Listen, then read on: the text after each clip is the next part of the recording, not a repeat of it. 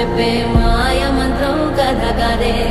చంటోళ్లను భయపెట్టే భూచోడి కథ కదే తాత ముత్తాతమ్మల భూతాల కథ కదే